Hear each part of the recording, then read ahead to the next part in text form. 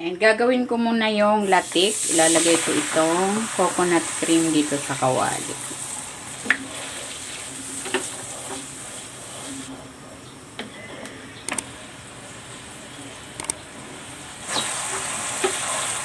Ayan.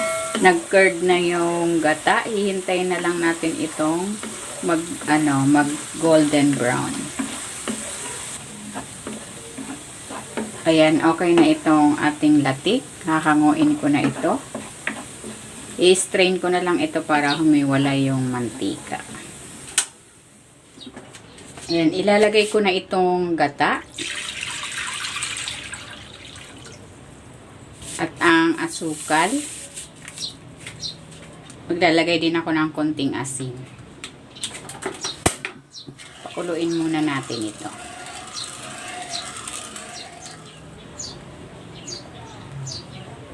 Ayan, kumukulo na. Ilalagay ko na dito itong malagkit na bigas. Ito ay hinugasan ko na.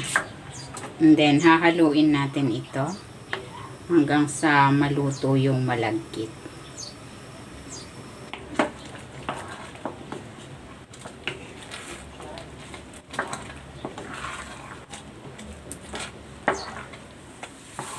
Ayan, ito na yung malagkit.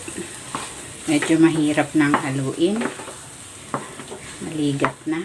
Hindi pa siya ganun kaluto, pero okay lang yan dahil babalutin natin ito saka ilalaga pa natin ito uli.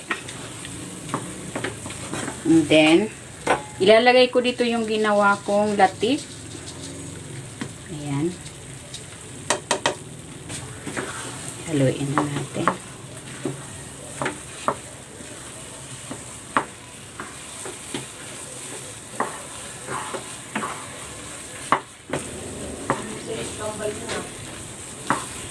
Ayan, okay na ito.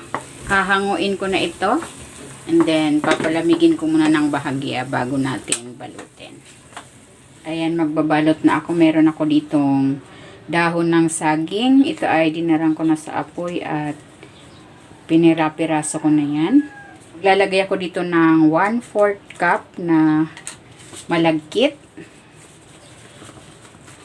Ayan, iro-roll na natin. Then, babalutin na natin. Tutupi ko lang yung pagkabilang dulo. Ayan, ganyan lang. Gawa pa tayo ng partner.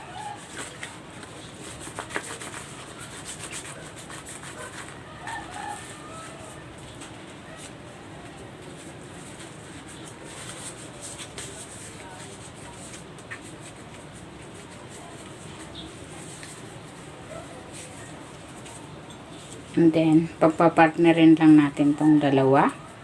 Meron na ako ditong tali.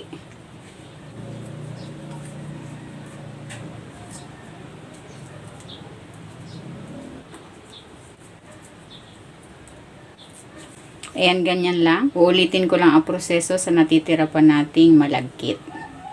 Ayan, tapos na ako magbalot. Nakagawa ako ng 17 na pares. Bali, 34 peraso yun. Maglalagay na tayo dito ng tubig.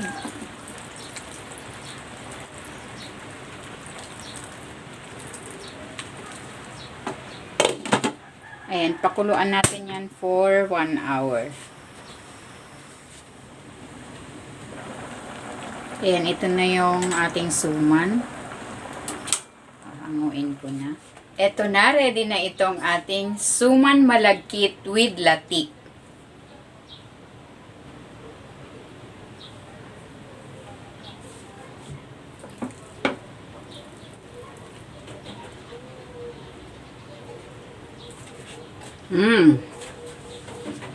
Sarap.